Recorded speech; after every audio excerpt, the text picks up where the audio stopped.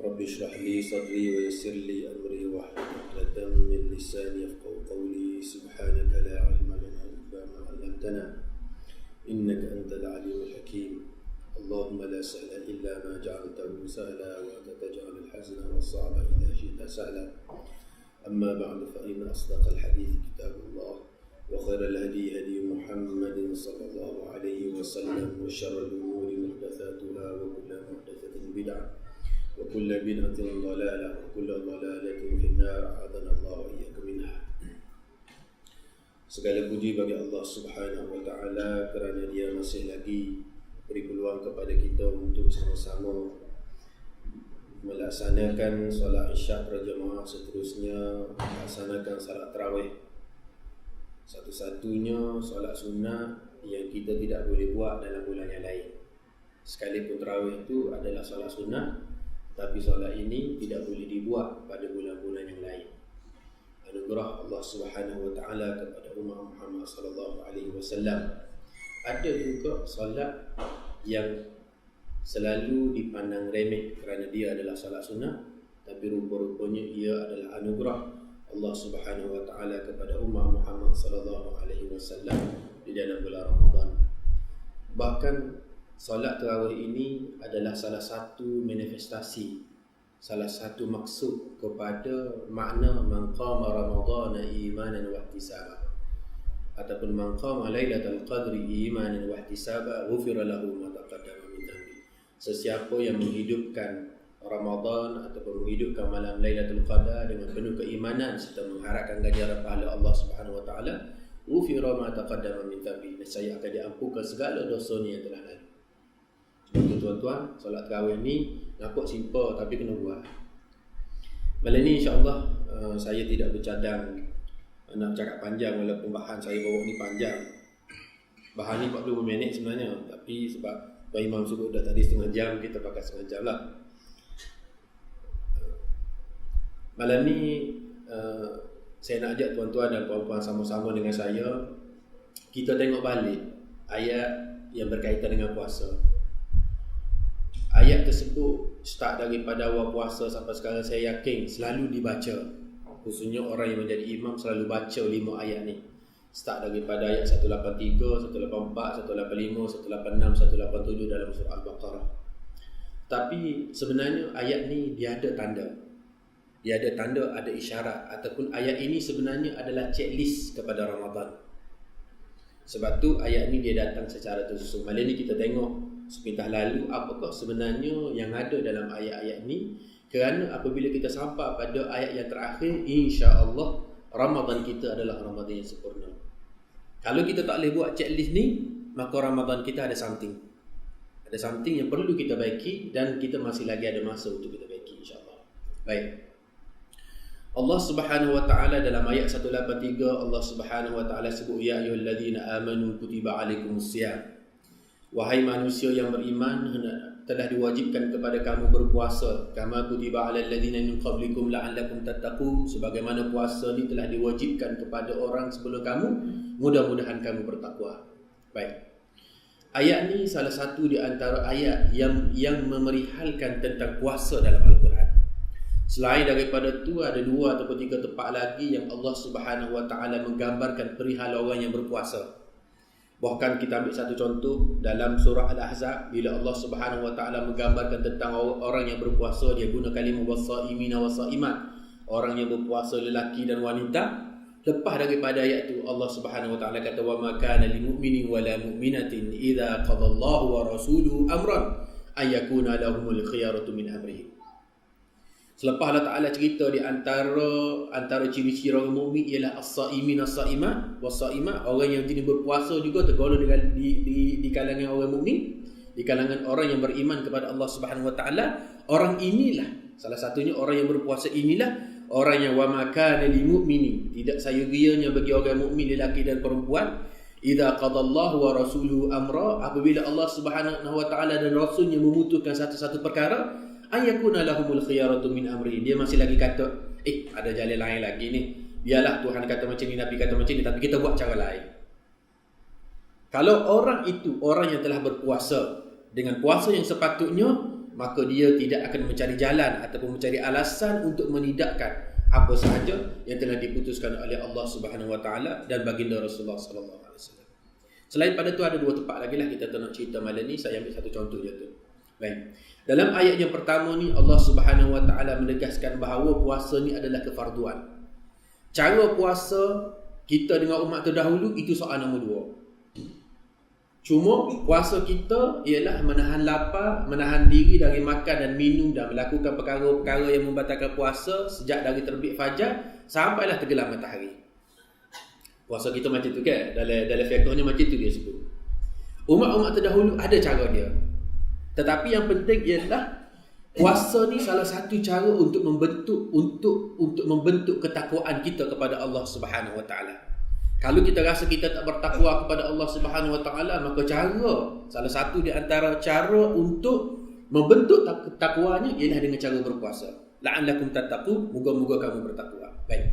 Dalam ayat 183 ni Allah Subhanahu Wa Taala bagi satu gambaran bahawasanya puasa ni adalah amalan yang memang menjadi teras dalam kehidupan umat manusia di muka bumi, kerana dia juga adalah amalan umat-umat terdahulu. Tujuannya untuk membentuk rasa takwa kita kepada Allah Subhanahu Wa Taala, takut kita kepada Allah Subhanahu Wa Taala, takut terhadap segala dosa yang telah lepas, dan ketakutan terhadap segala dosa yang telah lepas menyebabkan kita takut untuk buat dosa-dosa yang akan datang.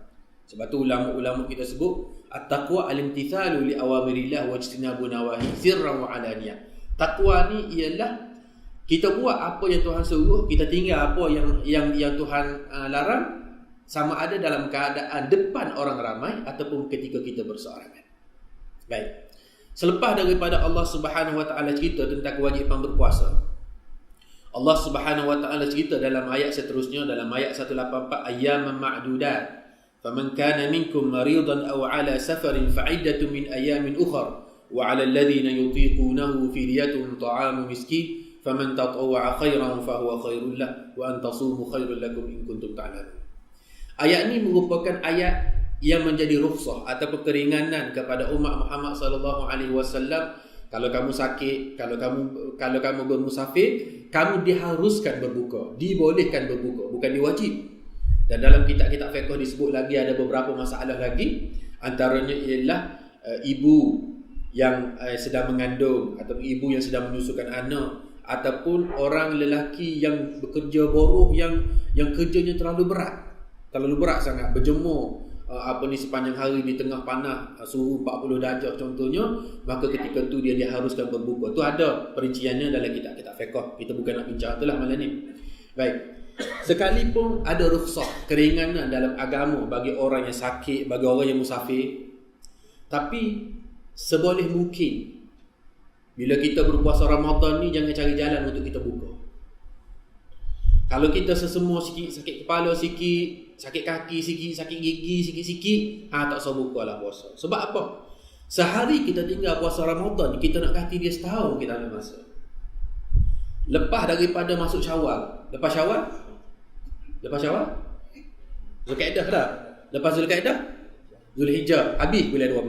Masuk bulan 1 pula, Muharram, Safar, Rabiul Awal, Rabiul Akhir, Jumadah Awal, Jumadah Akhir, Rajab, Syaban pula baru kita nak qada, kita tinggal dalam bulan puasa.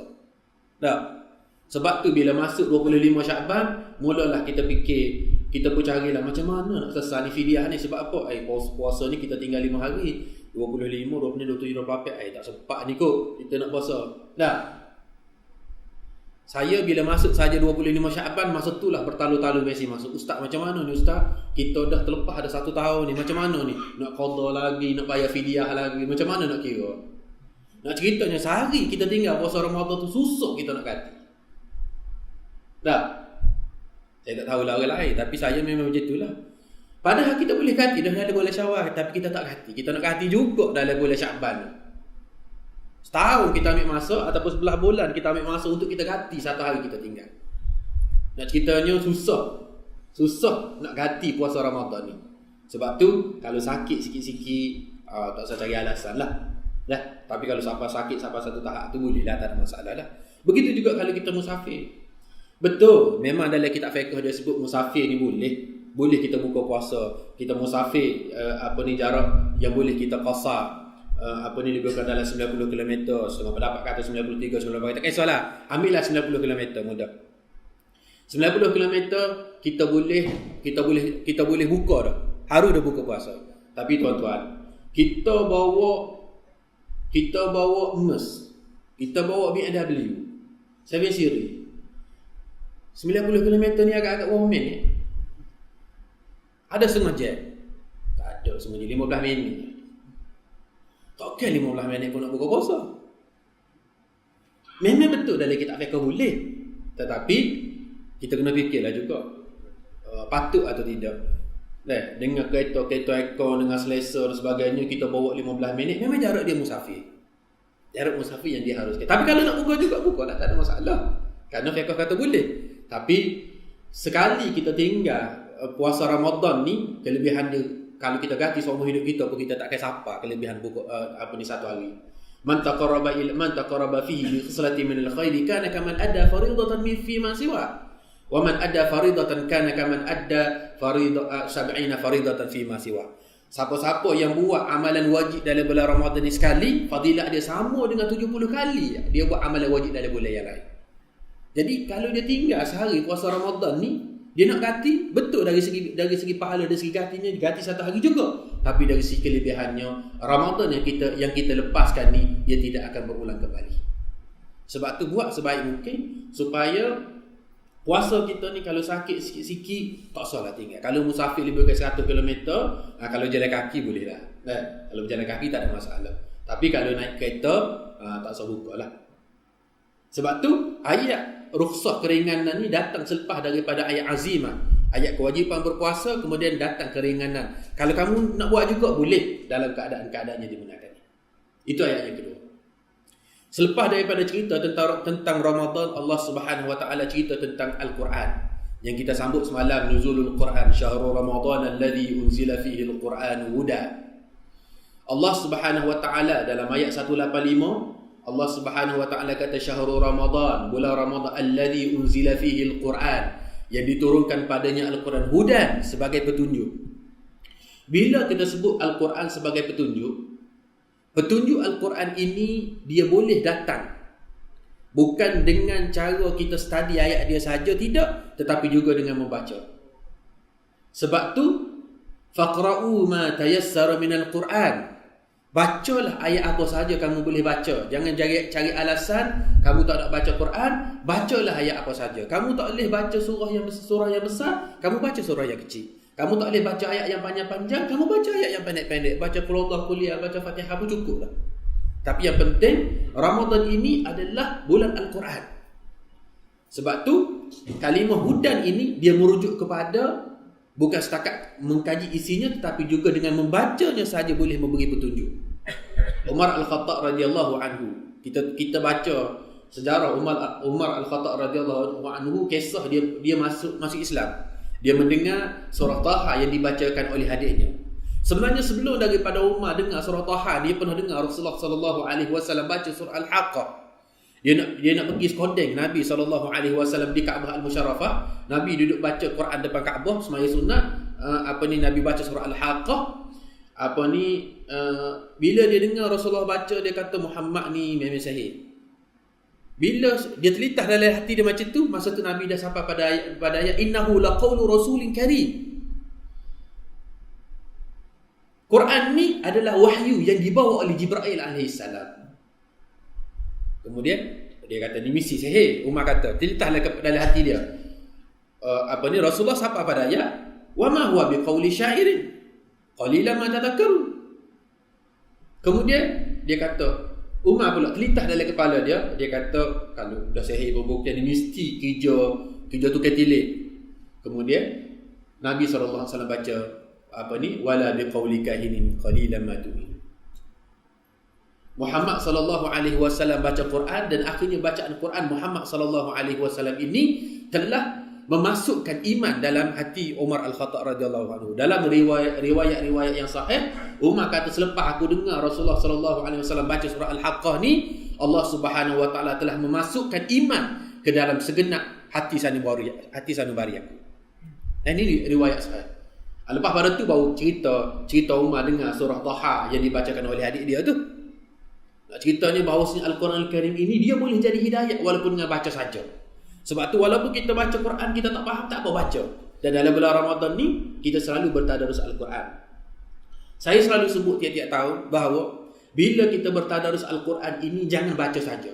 Kerana baca saja tidak dipanggil tadarus, itu dipanggil tilawatul Quran.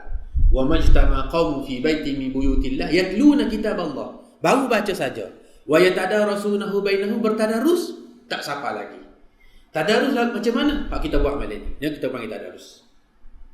Kita ambil ayat dia, kita tengok makna dia, kita tengok apa yang dimaksudkan oleh ayat tersebut, ataupun sekurang-kurangnya lepas kita baca Quran ramai-ramai itu, kita ambil satu ayat, kita baca terjemahan dia. Maka kita telah tergolong di dalam golongan orang yang bertadarus. Orang yang baca Quran dan bertadarus inilah yang dikatakan oleh Nabi SAW, dia akan dapat pahala. Nazalat alaihimus sakinah, dia akan dapat ketenangan jiwa. Wa hafat alaihimul malaikah, dan malaikat Allah Subhanahu wa taala akan mengiringi dia. Wa ghasyadhumur rahmah, dan rahmat Allah Subhanahu wa taala akan turun bersama-sama dengan dia. Wa dzakarahumullahu fi man indah, dan Allah Subhanahu wa taala dabik dada kepada para malaikat, wahai para malaikatku, kalau kamu nak tahu hamba-hambaku yang baik atas dunia, inilah salah seorangnya. Pak benda ni kita akan boleh apabila kita bertilawatul Quran dan kita bertadarus. Sebab tu kalau kita sebelum ni kita baca Quran saja tak tengok terjemahan, tengok sikit terjemahan supaya kita sampai kepada makna bertadarus. Ini penting dah. Ataupun kalau tidak tengok terjemahan pun, kalau ada ustaz-ustaz kau yang dalam kumpulan tu dia boleh syarah apa ni maksud secara umum pun, itu telah pun dikira sebagai bertadarus. Ini penting supaya kita buat ikut cara yang Rasulullah sallallahu alaihi wasallam ajar. Baik. Pertama, hudan linnas wa bayyinatin minal huda. Ni baru pekat kita ngaji Quran. Tadi kita baca saja, ni bila kita ngaji Quran. Baru kita akan dapat penerangan, kita faham maksud-maksud ayat Al-Quran tersebut. Wal furqan, bila kita faham maksud-maksud ayat, bila kita faham makna ayat, barulah kita akan nampak hak mana betul, hak mana salah. Wal furqan, yang menjadi pemisah, pemutus di antara yang hak dan yang batil. Sebab tu Al-Quran ini dia tak boleh fikir saja, dia kena baca. Sebab apa? Kena baca Quran. Kerana Rasulullah sallallahu alaihi wasallam terima Quran mula-mula dengan baca Iqra bismi rabbikal ladzi khalaq. Lepas Rasulullah terima Al-Quran, lepas Jibril alaihi salam duk berulang-alik dengan Jibril kan, 3 kali berulang. Bila Jibril kata Iqra, Rasulullah kata ma ana biqari, aku tak reti membaca. Jibril pun peluk Nabi sallallahu alaihi wasallam, faghattani hatta akhadha minil jahd, sehingga aku rasa lemah. Nabi sallallahu alaihi wasallam sebut. Kemudian Jibril pun fa arsalani faqala iqra, baca lagi. Rasulullah kata aku tak reti, tak boleh baca. Jibril peluk pula. Kemudian kali yang ketiga, lepas pada tu baru Jibril kata iqra bismi rabbikal ladzi khalaq. Bila Rasulullah sallallahu alaihi wasallam terima wahyu secara bacaan tu, lepas pada tu wahyu pun mula turun. Turun wahyu kepada Nabi sallallahu alaihi wasallam sampai satu peringkat Nabi terkejar-kejar baca ayat Quran supaya nak ingat. Allah Subhanahu wa taala kata la tuharrik bihi lisanaka lita'jala bih. Muhammad, mu jangan duk gapo baca Quran. Baca slow and steady.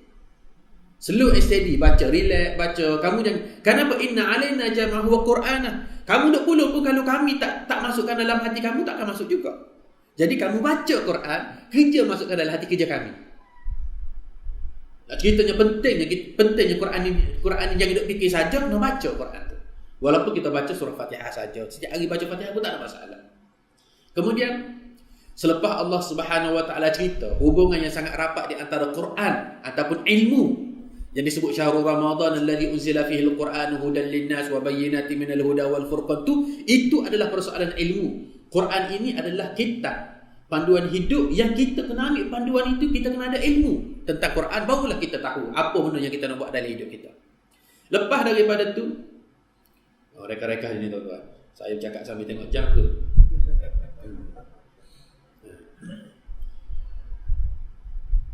Allah Subhanahu wa taala sebut dalam ayat 186.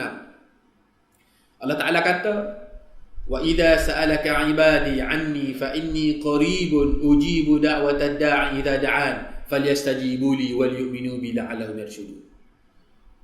Apabila hamba-Ku tanya bertanyakan kamu tentang aku wahai Muhammad, fa inni qarib, aku sangat dekat. Ujibu da'watad da'i idza da'an, aku menyahut seruan hamba-Ku yang berdoa kepada-Ku, falyastajibu li, maka mereka hendaklah bersegera datang kepada-Ku, wal yu'minu bi, dalam keadaan beriman kepada-Ku, la'allahum yarshudun, moga-moga mereka ni tergolong dalam golongan orang yang mendapat petunjuk ataupun orang yang bijaksana. Baik. Ayat ni secara mudahnya Allah Subhanahu wa taala nak gambarkan. Yang pertama, Allah Taala nak kata pada kita, umat Muhammad sallallahu alaihi wasallam ini ialah umat yang berdoa pada Allah Taala dalam bulan Ramadan.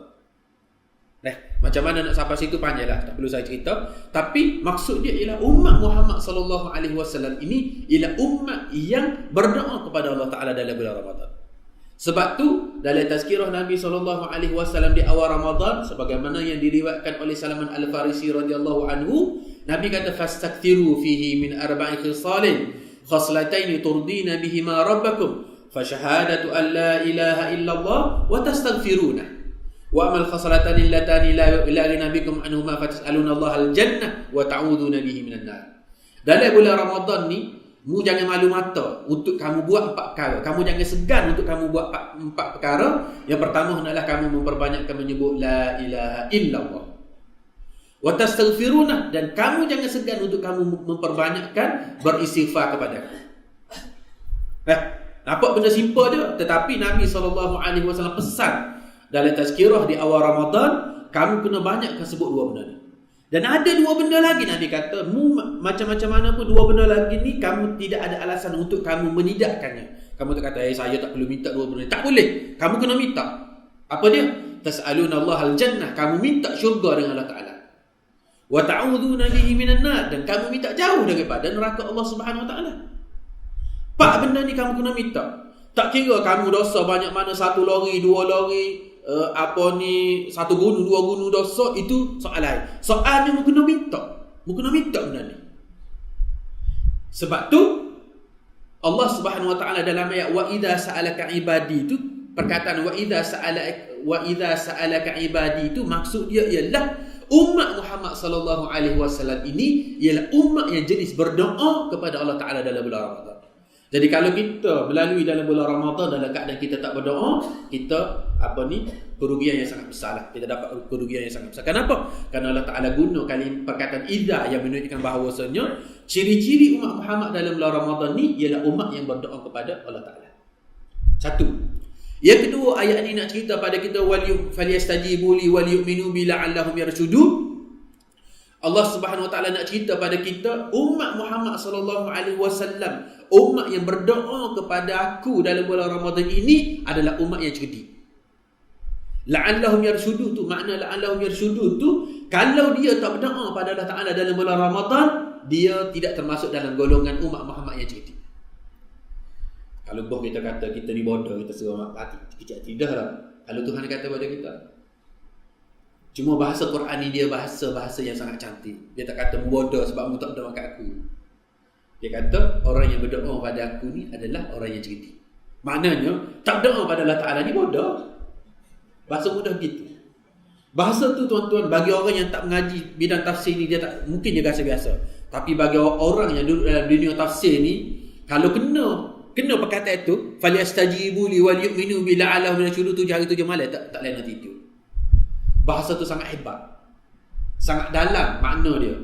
Sebab apa? Sebab mu ni kalau aku buat aku pergi peluang pada mu doa, mu tak ada doa juga pada aku, memang mu bodoh sungguh. Bahasa yang sangat keras, tetapi disampaikan dalam bentuk yang sangat indah. Jadi kita kena ambil peluang. Kita puasa dah, baca Quran dah, berdoa kita kena berdoa pada Allah Subhanahu wa taala. Kalau kita rasa kita cerdik, kita kena berdoa pada Allah Subhanahu wa taala. Biarlah orang kata mu ni doa hak tolong. Nabi SAW dalam bulan Ramadan ni, Nabi pesan pada sahabat Nabi SAW, mu kena sentiasa berdoa. Doa yang imam kita baca tadi, Allahumma innaka afuwun Allahumma inna nas'aluka ridhaka wal jannah wa na'udzubika min sakhatika wan nar. Dan kita malam ni malam yang ke-19, esok malam yang ke-20, dan kita akan masuk al-ashrul awakhir, 10 akhir. Nabi SAW pesan kepada Aisyah radhiyallahu anha yang dengan satu doa yang sangat terkenal yang dipanggil doa Aisyah ataupun doa Lailatul Qadar, Allahumma innaka afuwun tuhibbul afwa fa'fu anna. Ataupun yang imam kita baca panjang tadi sikit, tak apa. Muslimahnya pun baca lah. Pentingnya berdoa tu doa sama. Allahumma innaka afuwwun karim tuhibbul afwa fa'fu anna. Bacalah nak baca panjang mana, tetapi itulah asas dia. Dua doa ni jangan tinggal dalam bulan Ramadan. Jangan tinggal, sebaik mungkin kita baca tiap-tiap malam, kita baca sekurang-kurangnya sekali doa ni. Nah, kalau duk cari doa hok pelik-pelik, hok canggih-canggih, hok kita sendiri pun tak faham apa makna dia, lebih baik kita ambil doa-doa yang simple-simple tetapi mempunyai makna yang sangat mendalam, kerana doa ini adalah doa Nabi SAW. Kemudian Allah Subhanahu wa taala dalam ayat yang terakhir, uhilla lakum lailatas siyam, ayat 187, uhilla lakum lailatas siyam ar-rafathu ila nisaikum hunna libasul lakum wa antum libasul lahun. Ayat ni panjang tuan-tuan. Panjang sikit ayat ni. Alimallahu annakum kuntum takhtanuna anfusakum fataba alaikum wa afa ankum fal'ana bashiruhunna wabtaghu ma kataballahu lakum wa kulu washrabu hatta yatabayyana lakumul khaytul abyadu minal khaytil aswadi minal fajr thumma atimus siyama ila al-lail wa la tubashiruhunna wa antum aakifuna fil masajid. Allah Subhanahu wa taala selepas cerita tentang puasa, cerita tentang Quran yang menjadi sumber ilmu, Allah Taala cerita tentang doa, Allah Taala cerita satu benda lain. Satu benda lain dalam ayat 187 ini, iaitu wa antum aakifuna fil masajid. Aakifuna wa la tubashiruhunna wa antum aakifuna fil masajid ini masalah hubungan suami isteri. Tetapi kalimah aakifuna fil masajid ni Allah Subhanahu wa taala nak cerita bahawasanya dalam bulan Ramadan ni umat Muhammad sallallahu alaihi wasallam umat yang suka beriktikaf. Jadi kalau kita dalam bulan Ramadan ni kita tak ada langsung perasaan nak beriktikaf di rumah Allah Subhanahu wa taala, dia adalah satu kerugian. Sebab Allah Ta'ala gambarkan kita dengan kalimah akifuna. Dalam kaedah Quran, kalau sebut akifuna, maksudnya adalah memang orang mukmin ni dalam bulan Ramadan dia akan beriktikaf. Kalau dia tak beriktikaf dalam bulan Ramadan, memang dia ada something wrong pada diri dia. Sebab apa? Sebab kalimah akifuna, kalimah yang menegaskan bahawasanya umat Muhammad ni memang confirm 100% umat yang beriktikaf. Tiba-tiba kita tak beriktikaf. Mungkin tuan-tuan kata susah nak iktikaf ni, saya kerja dan sebagainya. Tak sah buat iktikaf yang payah-payah. Setiap kali nak solat 5 waktu, niat iktikaf. Naik surah niat iktikaf, lepas habis solat tu. Tapi kalau kita niat iktikaf, naik iktikaf satu hari contohnya kita iktikaf, tiba-tiba kita nak sakit perut nak pergi tandas, iktikaf kita tak batal. Lepas qada hajat masuk balik ataupun kita beriktikaf, tiba-tiba ingat tengah hari ni aku kena pergi ambil anak kat sekolah. Ambil anak hantar aku datang balik surau, maka iktikaf kita tu tak rasa. Jangan ingat bila kita niat iktikaf satu hari, tiba-tiba bila kita buat macam tu, iktikaf kita rasa tidak. Kita keluar untuk benda yang sangat perlu, maka ia tidak merasakan iktikaf kita. Inilah kaedah yang telah dipakai oleh para ulama kita. Jadi jangan bimbang dalam masalah iktikaf. Yang pentingnya iktikaf ni kena buat, walaupun sikit kena buat. Kenapa Quran sebut untuk kamu melengkapkan syahrul Ramadan tadi, unzila kutiba alaikumus siyam tadi, untuk kamu melengkapkan pengayatan puasa kamu ni, selain daripada kamu baca Quran, kamu berdoa, kamu juga kena beriktikaf. Ni kena ambil ingatan ni. Sebab tu Nabi SAW dalam riwayat Ali bin Abi Talib radhiyallahu anhu, Ali kata Nabi SAW bila tiba 10 akhir syaddal mizar wa atakafa wa ahyal lail. Nabi SAW tinggal sekejap isteri baginda di rumah. Nabi beriktikaf dan Nabi menghidupkan malam dengan melakukan ibadat dan sebagainya. Baik. Selepas daripada iktikaf, dalam ayat uhilla lakum ni, selama ni kita puasa ni, bila start daripada terbit fajar sampai tenggelam matahari, tuan-tuan suka makan apa? Buka puasa sini apa? Cendol. Ke buah Melaka. Ikutlah makan apa? Makan ni hok kita suka kan. Baik cendol ke, baik cincau ke, baik apa ni donat ke kalau ada, puteri mandi ke kalau ada, macam-macam kuih hok pelik-pelik. Hok jarang keluar tu akhirnya semua keluar dalam bulan puasa. Benda tu semua benda yang harus kita makan. Tetapi oleh kerana kita patuh pada perintah Allah Subhanahu wa taala, kita tak makan makanan tu walaupun kita suka sangat di siang hari Ramadan, kerana kita patuh pada Allah Taala. Kita suka makan nasi biryani, tetapi kerana kita patuh pada Allah Ta'ala, orang bagi pada kita nasi biryani satu talam pun kita tak makan. Kenapa? Kerana patuh pada perintah Allah SWT. Kita suka sangat makan cendol, tetapi kerana kita patuh pada Allah Ta'ala, kita tak makan cendol di siang hari Ramadan. Tapi bila masuk Malam ni kita boleh makan semula. Benda hok tadi yang diharamkan kepada kita boleh makan semula. Masa tu makanlah. Nak makan 1 baldi ke 2 baldi ke makan. Sebab tu Syekh Abdul Samad Khalibani dalam kitab Hidayatul Salikin dia sebut kalau dah nak makan sangat, makanlah asalkan jangan lebih 1 gantang satu hari. 1 gantang ni boleh 40 orang. Makanlah kalau nak makan sangat. Nak ceritanya kalau rasa nak makan. Tapi benda ni benda kamu makan pada waktu malam ini ialah benda halal, benda harus, benda halal yang thayyibah yang diharamkan di siang hari tadi. Selama sebulan kamu belajar untuk tidak makan benda yang halal ni di siang hari Ramadan kerana satu sebab saja kamu patuh pada perintah Allah Taala. Kamu taat pada Allah Taala, kamu tak makan. Orang tengok kau tak tengok kau, depan orang kau belakang kau tak kisah, tapi yang penting kamu tak makan. Setelah kamu berlatih sebulan ni, maka selesailah Ramadan. Akhirnya bila masuk air raya, kita ingat walitukabbirullaha ala ma hadakum dalam ayat tengah-tengah tadi, ayat ayat 185 tadi, ada ayat akhir dia walitukabbirullaha ala ma hadakum wa la'allakum tashkurun. Saya tinggal tu tadi kerana apa? Kerana ayat tu berkaitan dengan air raya. Baik. Selepas daripada habis puasa, apa benda yang kita boleh dalam bulan Ramadan? Apa benda yang kita boleh? Bila kita sebut tentang puasa, benda yang paling besar dalam kepala kita ialah menahan diri dari makan dan minum dan melakukan perkara yang membatalkan puasa di siang hari Ramadan. Betul tak? Benda tu duduk dalam kepala kita. Maka sebab itulah Allah Subhanahu Wa Taala sambung cerita tentang Ramadan dalam ayat yang tidak ada kaitan dengan Ramadan pada zahirnya, tetapi hakikat sebenarnya dia ada kaitan. Iaitu ayat 188 wala ta'kulu amwalakum bainakum bil batil wa tudlu biha ila al-hukam li ta'kulu fariqan min amwalin nasi bil ithmi wa antum ta'lamun. Ayat lepas tu ayat kita tentang haji dah. Yas'alunaka 'anil ahillah qul ya mawaqitu linnas. Cerita tentang haji dah. Tapi ayat 188 ni satu-satunya ayat yang duduk tengah-tengah yang tidak ada kaitan dengan ayat haji. Yang tidak ada kaitan dengan puasa, tapi hakikat sebenarnya dia adalah ayat tentang puasa. Selalunya ustaz-ustaz kita, imam-imam kita baca sampai ayat uhillalakum tu je. Habis dah ayat. Sebenarnya ada satu lagi ayat wala ta'kulu amwalakum bainakum bil batil. Jangan kamu makan harta sesama kamu secara batil. Wa tudlu biha ilal hukam, termasuklah kamu beri rasuah kepada para hakim. Li ta'kulu fariqan min amwalin nas, untuk kamu makan harta orang lain bil batil wa antum ta'lamu, dalam secara salah, secara batil, sedangkan kamu tahu itu adalah satu kesalahan. Hok kamu belajar sebulan untuk kamu tidak makan dan tidak minum, untuk kamu tidak mengambil harta yang halal itu di siang hari Ramadan, kamu patuh pada perintah Allah Ta'ala dalam real life, dalam kehidupan yang sebenar. Ada benda haram pagi, petang, siang, malam, tidak ada tawar-menawar, memang kamu tak boleh ambil sampai bila-bila. Harta anak yatim kamu tak boleh makan, harta riba kamu tak boleh makan, rasuah kamu tak boleh makan, harta rampasan kamu tak boleh makan. Kamu tak boleh makan benda-benda yang diharamkan oleh Allah Subhanahu Wa Taala ni, tak kira pagi, tak kira petang, tak kira siang, tak kira malam. Sebab itulah aku latih kamu supaya kamu tak makan benda yang halal. Kalau kamu benda halal kamu tak makan, kamu patuh pada perintah aku, takkan benda haram kamu nak makan. Tak pernah sabar. Jadi itu adalah hasil daripada Ramadan.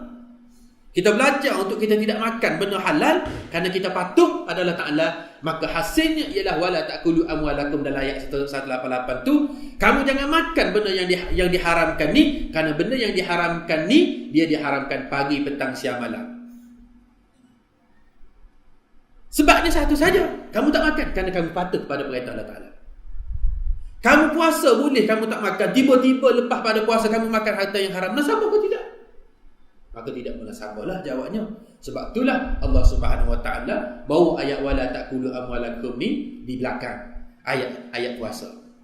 Lepas selesai, lepas kamu sukses dah berlatih bab makan, bab minum ni, dan kamu tidak menyentuh makanan-makanan yang diharamkan oleh Allah Subhanahu Wa Taala, maka hakikatnya kamu telah berjaya melalui Ramadan. Kalau kamu berlatih sebulan dalam bulan Ramadan ini, kamu akan buat wala ta'kulu amwalakum tu, kamu akan tinggal harta-harta yang diharamkan ni selama 11 bulan yang lain, sehinggalah kamu bertemu dengan Ramadan pada tahun depan. Dan begitulah berulang kembali proses latihan tersebut sehingga kita bertemu dengan Allah Subhanahu Wa Taala. Itulah hasil daripada Ramadan.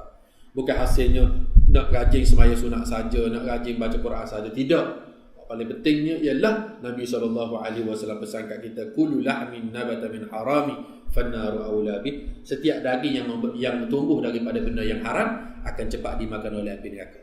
Dan tuan-tuan kena ingat, tadi memang kita baca satu ayat, kullama nadijat juluduhum baddalna juludan ghairaha liyadhuqul adab. Alladhina kafaru wa saddu an sabilillah. Apa tadi kepala ayat dia, saya pun lupa. Tapi tengah dia kullama nadijat juluduhum. Setiap kali daging kulit kita ni hangus, baddalna juludan ghairaha. Tuhan kata kami ganti kulit lain. Lepas kami bakar, kami panggang hangus sehangus-hangunya, kami tukar kulit lain. Panggang pula sampai hangus, tukar kulit lain. Begitulah setiap kali proses itu berlaku, liyadhuqul azab, supaya mereka rasa dulu atas dunia mereka rasa mereka hebat, makan harta yang diharamkan oleh Allah Subhanahu Wa Taala. Sekarang ni mereka rasa azab daripada aku. Sebab tu tuan-tuan, Ramadan ni kita manfaatkan sebaik mungkin.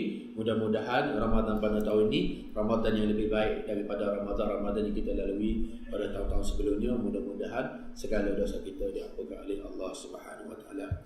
Saya rasa setakat tu dulu. Mudah-mudahan perkongsian ini perkongsian yang diberkati oleh Allah Subhanahu Wa Taala.